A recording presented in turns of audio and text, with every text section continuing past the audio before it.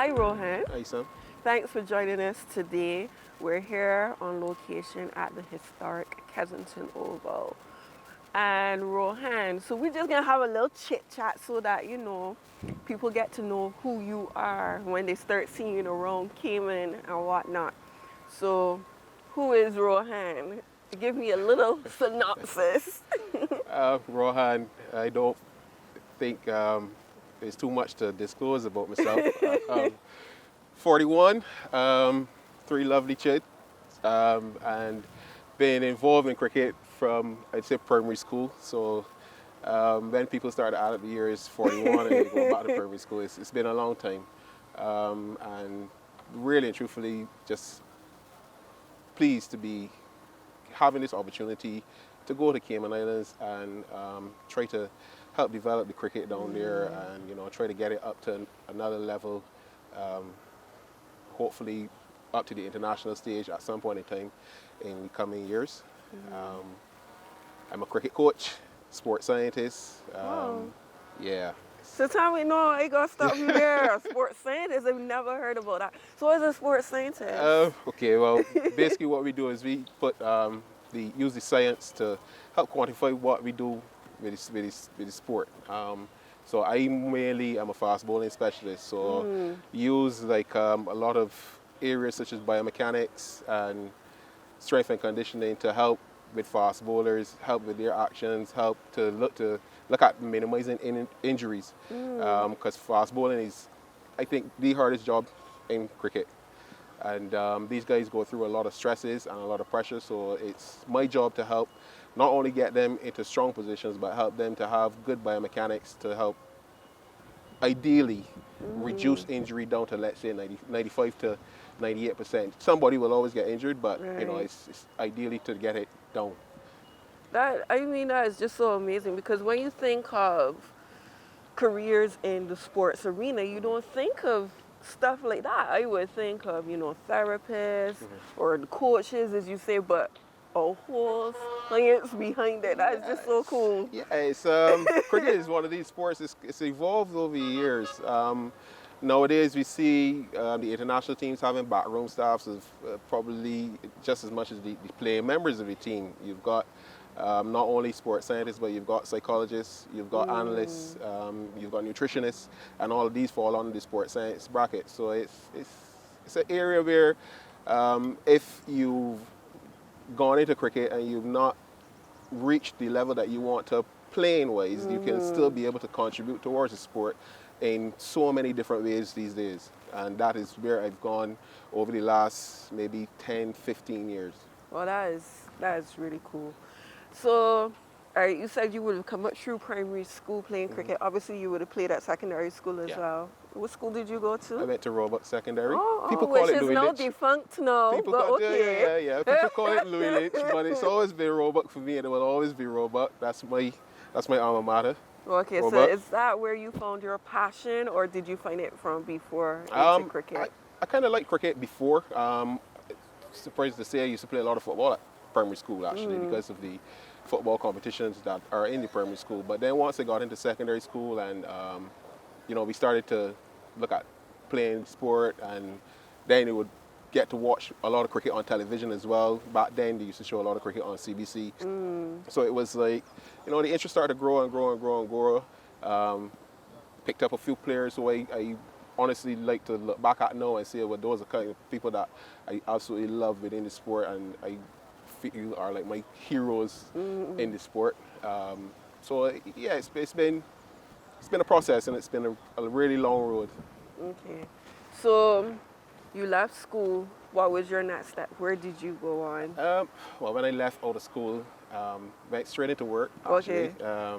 And my straight into work wasn't in sport, actually. Okay. Yeah, it was in accounts. Oh, accounts. Yeah, I was pretty good at numbers. You're with numbers, man. I was pretty good at numbers. But then I got into sports tourism. Oh. Yeah, I started to work in sports tourism for a guy called Clarke, who's well known here on the island, and playing for Wanderers at the same time. So that kind of meshed together, and we did some things over a period of time which I think was very instrumental in helping to build the sports tourism brand in Barbados. And from that, it kind of kicked on. I got my first professional contract in the UK, playing for a club called Market Raisin in the East Midlands. And from there, I guess it just continued to kind of mushroom into what I wanted it to. Coaching was always one of these things which I saw as, a necessity and a need. So when it came around, and after one or two ticklish injuries, I said, well, might be best to, look at another aspect of the game. Okay. So tell me a little bit about England and how that was, because obviously coming from the Caribbean, the adjustment to the weather, playing conditions would be different. And as a 19-year-old as well. Oh, wow. That young. Your parents actually let you go? Yeah. Yeah. So how was that experience? I mean, like, so you were basically on your own? Yeah. Well, going in, I was kind of tentative going in, and really suspect. But the family which I stayed with, they were really, really accommodating, really, really nice people, and they made sure that I settled properly. The club, people around the club made sure that I settled properly, and took some of that pressure off of my shoulders. I mean, as a very young person, not even a player, a very young person going into England, and at that point in time, this was been 1999, so it was kind of a ticklish time in terms of changing over into the millennium and people having certain thoughts, not necessarily wanted to bring it up, no, but people having certain thoughts in terms of black people and racism and whatnot. So it was kind of a ticklish time, and luckily for me, I think I didn't experience any of it. No, I did, but it wasn't from anybody on my side. It was somebody from another team, and it kind of opened my eyes a little bit more to what the world is and what to expect in the world and what cricket can be, and as opposed to what it shouldn't be. And that is interesting you say that, because I'm not a cricket fan. I declare my hands. I'm sorry, everyone, but cricket is not one of those sports that I would actually sit down and enjoy watching. Oh, seriously? Not even T20? No. Oh my God. I don't know. My best friend would kill me if she heard me saying this, because she is a cricket fanatic. Yeah. But I watched a clip that came up recently online with one of our cricketers from here, and he was at the stumps. I hope I'm calling the terms right. He was at the stumps, and he used some Bajan parlance, and I'm like, is that actually how it is out on the field? Do y'all have that actual banter? Yeah, we have. We've got, if you want to call it banter, some people call it sledging. But look, it's all good fun, all within the sport.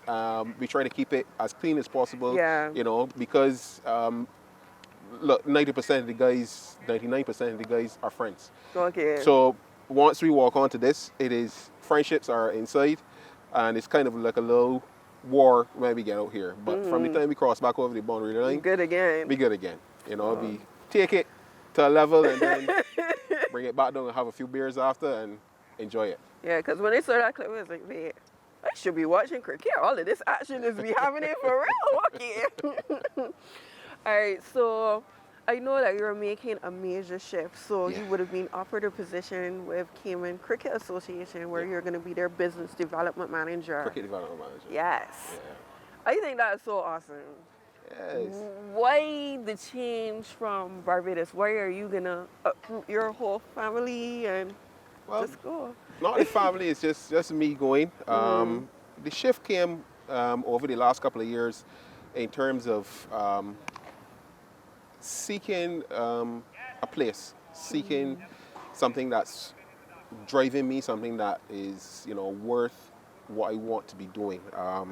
Like I said, my passion is fast bowling, and wanting to be able to use my talents, use my experience, use my qualification, use it all to help develop whoever. It doesn't matter, whoever. Bring whoever, I'll help. And with Barbados being and people might not believe this, but Barbados being so kind of saturated with coaches already. Um, it was an instance where he said, well, look, let's look at the international market. And some of my friends, I've spoken to some of my friends overseas in England and what's not, and they had said, look, apply overseas and see what happens. I did. It was kind of an ongoing process. You apply and you keep applying, then sometimes you get a little frustrated as to Yeah. nothing's like. And I woke up one morning, saw this. They had advertised for actually 3 positions, I think it was. And I said, well, look, I'll just apply for one. I applied for 2 of them. And luckily enough, I got an interview with the president, Hector. And then by the time they came back to me, the position that I had applied for, they offered me this position. So it's fantastic. I'm really, really blessed in that, in about the opportunity. I'm really, really thankful for the opportunity. So it's one of those things where I guess I've kind of prepared myself for it from before, and now going into it, it's like I'm just going to be going to work, but not in Barbados. Not in Barbados. Yeah. So, I mean, what are some of the plans that you have for the guys and girls down there? Because I know cricket in Cayman is a big thing. So, what are some of the future visions and things that you have?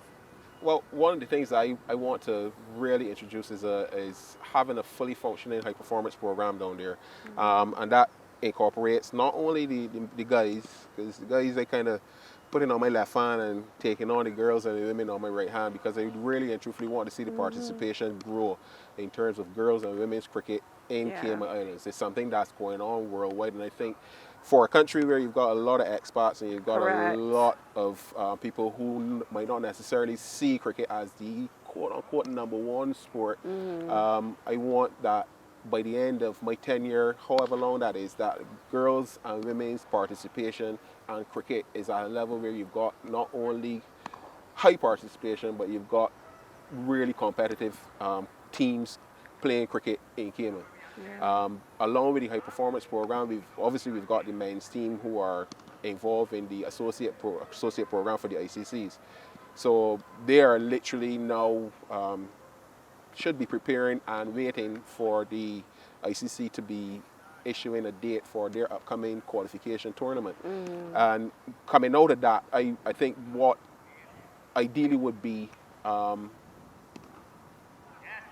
standard would be to get them qualifying for a World Cup going on down the line. So even if we're not necessarily looking at the 2023 World Cup, we might be looking at the 2027 World Cup, where we want to be saying that Cayman Islands, as a representative nation, qualifies out of the associate members for the World Cup. Okay. Sounds good.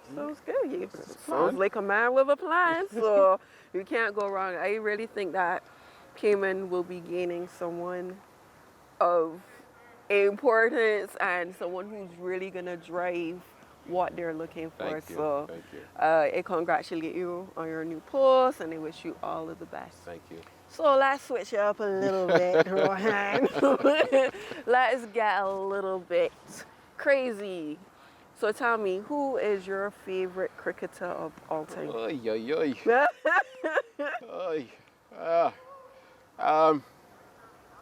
Favorite cricketer? Just one? All right, give me two. Two. Boy, Malcolm Marshall for sure. Purely on the basis of being a fast bowler, and I think that man was absolutely a gentleman when it came around to it.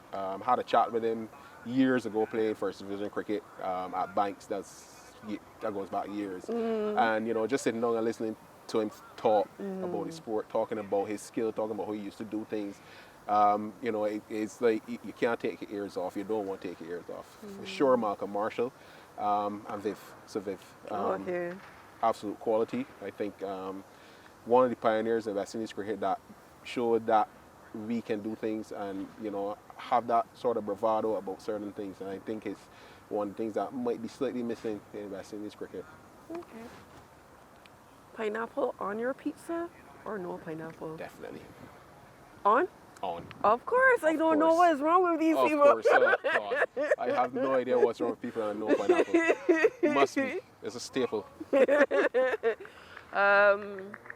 Favorite drink? We're talking about a very nice single malt. Okay. A very nice single malt. Okay. All right.